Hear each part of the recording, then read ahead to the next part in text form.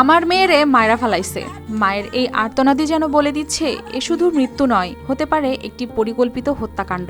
পেটে অনাগত সন্তান আর চোখে ভবিষ্যতের স্বপ্ন নিয়ে হঠাৎই নিভে গেল ইকরার জীবনের আলো, যা ঘিরে উঠেছে রহস্যের ঝড়। চাঁদপুরের কচুয়া উপজেলার বিতারা গ্রামে আজ শোকের ছায়া। ৩ মাসের অন্তঃসত্ত্বা ইকরার স্বামীর সাথে লেগে থাকা কলহ ধীরে ধীরে রূপ নেয় নির্যাতনে, যা শেষ পর্যন্ত কেড়ে নিল তার প্রাণ, সাথে অনাগত সন্তানকেও। এমনটাই অভিযোগ স্বজনদের। মাইরা লাইছে জামাই জামাই মাইরা লাইছে।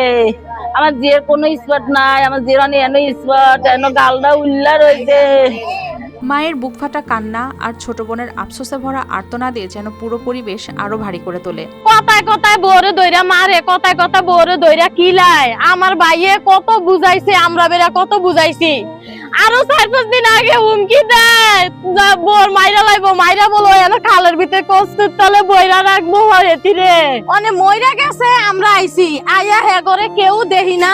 এমনকি ভাইয়েরও অভিযোগ তার বোনের মৃত্যু স্বাভাবিক নয়। ঘটনার পর থেকেই স্বামী সম্রাট সহ পরিবারের সদস্যদের পলাতক থাকা স্থানীয়দের সন্দেহকে করেছে আরো গভীর। আমি তারে বলছি যে গতকালকে রাত্রে আমি তার সাথে কথা বলছি যে ভাই তুই আমার বোনের একটু ভালো করে রাখ, তো টাকা পয়সা যা লাগে আমি দিমু। আমার বোনের লগে সকালবেলা বলছি, ফোন দিয়া বলছিল, পরে ওই রেকর্ডিং আমার কাছে আছে, আমি আপনার দিমু। তাই বলছে যে আমার বোনের নাকি পিড়ে মেরা লাইবো, আমার বোনের নাকি হচ্ছে যে মানে শয়তান নাকি লড়াইবো। এগুলা কইরা সে হচ্ছে যে আমার তার বাপে 11টা বাজে ফোন দিয়া কয় তোর বোনের মেরা লাইছি। এই ভাই আমার বোন যাতে মারা গেছে, এটার লেগে আমি ফাঁসি চাই। এদিকে পুলিশ মরদেহ উদ্ধার করে পাঠিয়েছে ময়না তদন্তের জন্য।